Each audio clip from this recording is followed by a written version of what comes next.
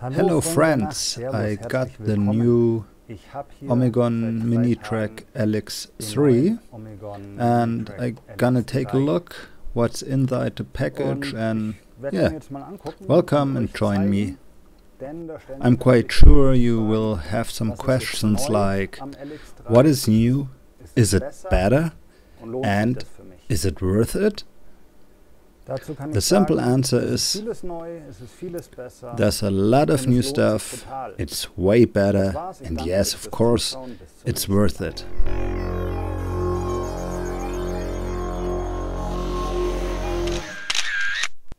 Okay, let's have a closer look what's inside the package. Take a look on the box, it's quite the same as the previous version. There's a different image, it's written LX3 instead of LX2 and 3 kilograms. That's the important information. I've got the package of the LX2 NS to compare it. The box itself has the same size as the previous, so the Minitrack LX3 itself has also the same size like the Minitrack LX2 or LX2 NS. The first difference which stands out straight away is the Minitrack LX3 is white, bright white. For comparison, I will show you the LX2, and you can see both tools are quite the same size. They look quite similar, and yeah, they feel quite similar. LX3 might be a little bit more heavy, but this we will check out right now.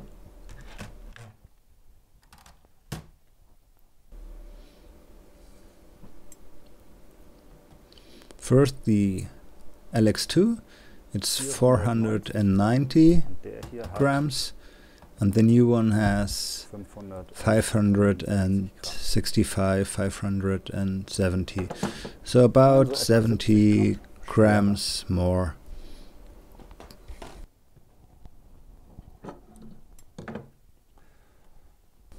So, here we've got the new LX3, the white LX3. What has changed? The most important and the fact that changes the most is that it is now capable of carrying 3 kilograms instead of only 2. Though it's a plus of 40 or 50% more capacity. To notice it's 50% more while still having same size and quite the same weight. So the product designer had to change something inside or with the materials, and on this we will now take a deeper look.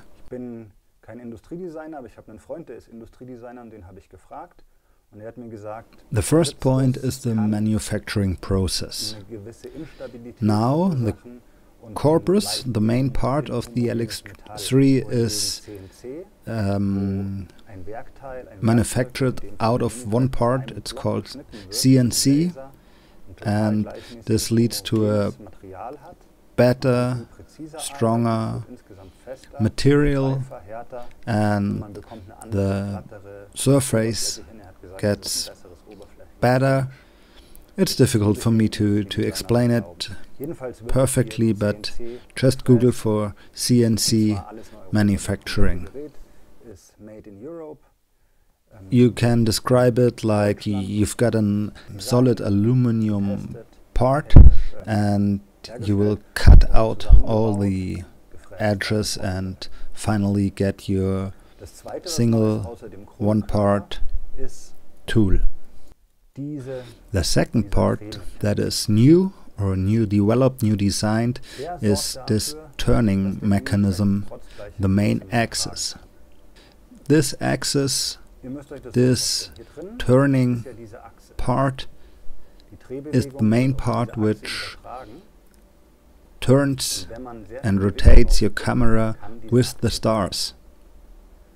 So it's necessary to have good quality right in here. When you take a look on the axis on the new LX3 and the old LX2, you can see now it's different material. It's, I think, brass, and before it was aluminum, and you know aluminum's a weaker material. I will try to explain it with an example. The axis is now represented by this laser in my left hand. The axis is rotating like this. If you use a heavy camera and you have it out of balance, there will be pressure on one side.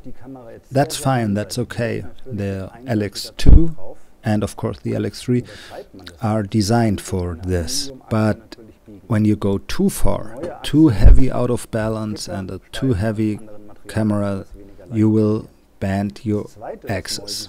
Or maybe it will jam inside the socket. Though the next point the designer developed is the socket inside the Minitrack LX3. It's not only the larger axis out of a new material, it's also a Teflon socket.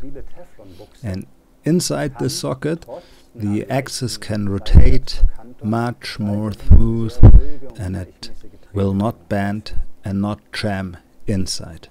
Though these points, the stronger axis, the socket, the larger axis, lead to the larger capacity, the 50% more payload, while still having a small and lightweight mount. Another new, or not new but different part, is the spring, the tension spring. As you may know from your LX2 or have seen in some previous videos, the spring will help the LX2 to keep a steady and the right speed. When your camera is heavy and will be out of center balanced, will be balanced to the east, the Minitrack will have a hard time to rotate it with the correct speed. So the tension spring will help the mechanics to keep the right speed. This mechanism is still in the LX3, but now you can use a more heavy camera, and you might balance it out of the center not only to the east but also to the west. With light cameras, no problem, but with a heavy camera this can lead to overdrive. So the LX3 will rotate too fast, not too slow. And therefore the spring has a minus symbol, and it can somehow stop the LX3 from going too fast. Though the new spring has both a speed up for a heavy camera pointing to the east and a slow down for a heavy camera out of balance to the west. Another new, very small but quite useful part is this little knob or stop. I don't know how and why, but somehow people managed it to push this plate out of the Minitrack LX2. When you use heavy force, of course you can break every tool, and so you can rotate the Minitrack timer in the wrong direction, too heavy, and then this plate might jump out of the mechanics. Well, in fact it's not broken, but out in the night, in the dark, it's not that much fun to take a screwdriver, open the Minitrack and reset the plate. Yeah, it's a little detail, but also little details show that there's someone thinking about making a good product better. Now you might ask yourself, do I personally need the LX3? Is it worth for me to pay a bit more to get this product? Well, at this point I have to say, well, yes, it seems that it is more expensive, but taking a closer look, it is not. The reason for this is the following. As I showed in previous videos, you can put in here a laser or, much better, a real polar finder. There's a holder which can take laser or the better polar finder. A real polar finder is absolutely a must-have if you want to take long exposure times with long lenses. If you do so, you have to be very precise on polar alignment. And a real polar finder will help you to get the job done. Here you can take a look. It's this part. That's the polar finder holder, or the holder for the laser. That's a laser, and this is a polar finder. This part and the polar finder itself you have to buy separate. But now they are included with the LX3, because the LX3 is intended to take more heavy cameras with longer lenses, though there's a need to use the real polar finder. And when you compare the prices between LX2 plus polar holder plus real polar finder versus the LX3 with the included polar holder and polar finder, you end up with the same price. Considering this, I only can advise you to go for the LX3, because you pay the same price, but you get more payload, better access, and so on, everything I showed before. And everything is included right away, and that's kind of special. Where do you get a new designed or redesigned product which can do more for nearly the same price? Don't own a huge and heavy lens. But I have a very good friend, he's a professional photographer, and he will give me his huge, nearly 3 kilogram Canon 300mm monster lens. To be honest, I don't believe that the LX2 can take this monster. But as I have the chance, I will test it. I will do it as a extreme maximum test, and I'm quite curious if maybe it could work out somehow. One last part I can show to you right now is the ball head. As you might know, there's a set which includes this ball head, which will come with the LX3 and which fits on this screw. And someone asked me before, do you know, does this ball head will carry 3 kilograms? I don't know exactly, but I tried to move it while it's closed, and as you can see, I need a lot of power, so I'm sure it will carry these 3 kilograms for sure, quite easy. Here just some normal power is not enough to bend it. I really have to use strong force to move the ball inside the head. So no doubt that it will work out. I'm sure it will carry more than 3 kilograms. Another very useful feature is this panoramic plate. There is this bigger screw to fix the ball, and there's the smaller screw just to open or close the panoramic plate. This panoramic plate has a huge advance for shooting really long times the same object in the sky. As you might know, the Minitrack is designed for tracking 60 minutes. After 60 minutes, it has to be restarted. So, after resetting the Minitrack, you would have to reset your field of view. But when using a panoramic plate, you don't have to open the ball itself. You just rewind your Minitrack and rotate the camera 15 degrees. So resetting your field of view after 1 hour after rewinding the Minitrack is a matter of some seconds, less than a minute. Rewind it, rotate 15 degrees and go.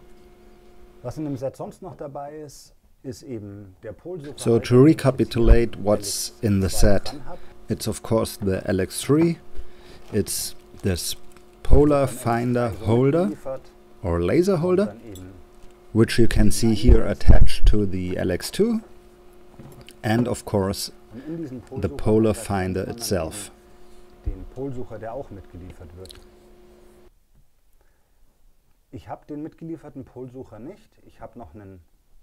That's the polar finder. You just take it, you can put it in from the bottom or you can click it in. First I was a bit afraid of breaking the polar holder, but it's really easy, just click it in and it will fit.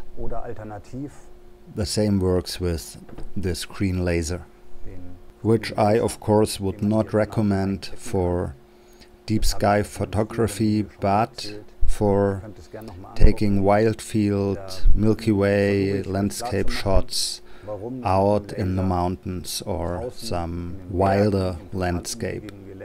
It's not that accurate, so I don't recommend it for longer lenses, but it works out quite nice for wide angle lenses. I was able to capture 60 seconds with a heavy 200mm lens with the older LX2, just doing a good polar alignment with the real polar finder. I can show you the image, and I have to say it's really cool to have such a small lightweight mount and to manage to track perfect round stars with such a small tracker, the LX2, and such a heavy lens. And the LX3 will do the same job, but quite sure even better with longer lenses and more heavy camera lens combinations. So what else can I tell you? I think that's all. People ask me via private message, email, and so I think I answered everything. I will put it together again. The LX3 is wide, has the same size, nearly the same weight. It has the new, bigger and stronger axis, which cannot bend while using heavy lenses, heavy cameras. There's the new Teflon socket, which leads to a much smoother rotation, even when using heavy equipment out of center balance. And there's the new tension spring. All this together leads to the 50% more payload, which was fine before, but is now better. Beside this, everything stays the same. All the good technical inventions the LX2 have before are still there, it is only better. And due to the fact that the polar finder holder and the polar finder are included, the price stays the same. And therefore I think I can recommend the LX3 without testing. But with my experience with the previous models, I'm sure it will do a great job. And before letting you out into the night, I have a little tool, a little add-on, which will make it more easy to find the right setting for the tension spring. How do I know if the Minitrack LX is rotating the right speed? Well, Just listen to this tick tick tick tick tick sound the LX2 makes. When the LX is rotating the right speed, the ticking sound will be about 130-135 ticks per minute or beats per minute. In this case I ended up with 265, which is double the time, as I mentioned before, 130-135. So I will try to tap every second tick 130 BPM right away. And that's the right speed. If there is too much pressure from the camera and the camera pulls or pushes the Minitrack to the east or the west, it might, don't have to, it might rotate too slow or too fast. Therefore, you can adjust the spring which supports the mechanics to keep the right rotation speed. It sounds more complicated than it is. You really fast will get a feeling, and you will notice when it is ticking too fast or too slow. You just get a feeling for it. But at the beginning it might be helpful to use an app like this. Okay, that's it. Now we will finish this video. If you like it, push the thumb up, maybe like my channel and push the bell button to get noticed about every new video. Yeah, I hope you liked it, and please answer the question, black or white. I'm curious how you think about it.